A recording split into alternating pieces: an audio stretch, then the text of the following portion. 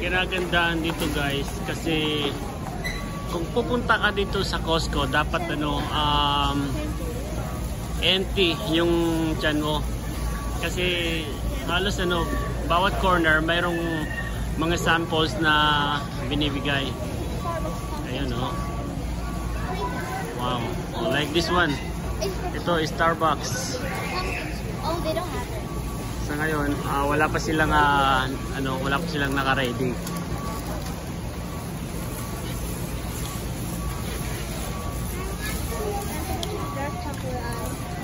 Do you need milk? You still have milk, right? Yeah, I'm sure I do. Some people find dark chocolate. Oh, I need Eggo. No? From here? It's too big, Did you have Eggo? No, I ran out. You ran out? It's too big here, though. This is small. Maybe if we go anywhere. Yeah. Oops.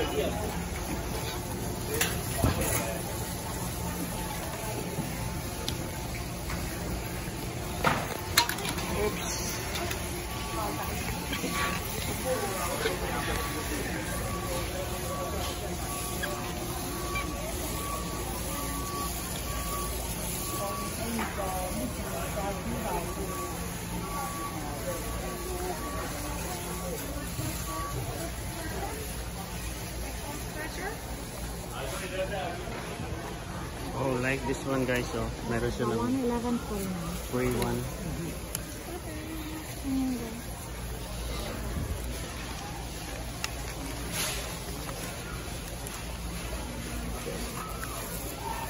Nakalibre na naman.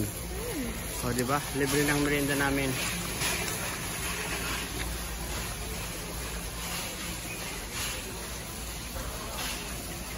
How much the box? Some fried cheese, 18 large fat and starter box, or 11 food. Gabi, you can get one for your school. Thank you.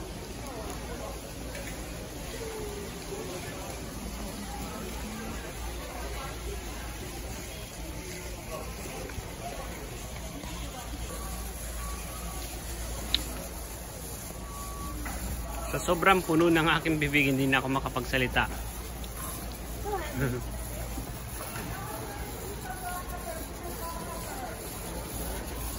Sabi ko sana magpapalipas lang kami ng oras dito sa Costco kasi yung labas ng wife ko sa trabaho is 6 o'clock. Kaya lang, ayan, napadami na naman kami ng dampot. Napadami na naman kami ng kuha ng anak ko. Ayan so far. Ayan yung mga nakuha namin guys.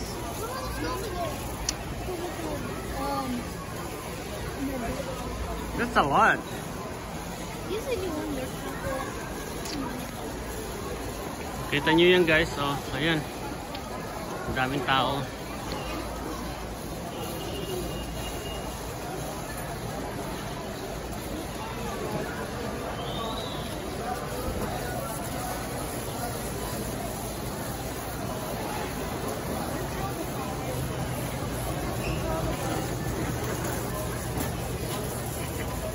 Minsan mura din dito yung mga damit.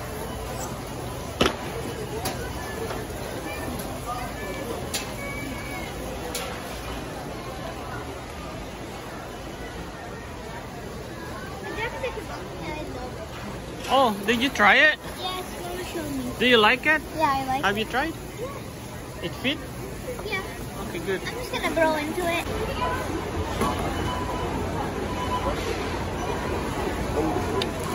Ganyan kadami yung tao dito na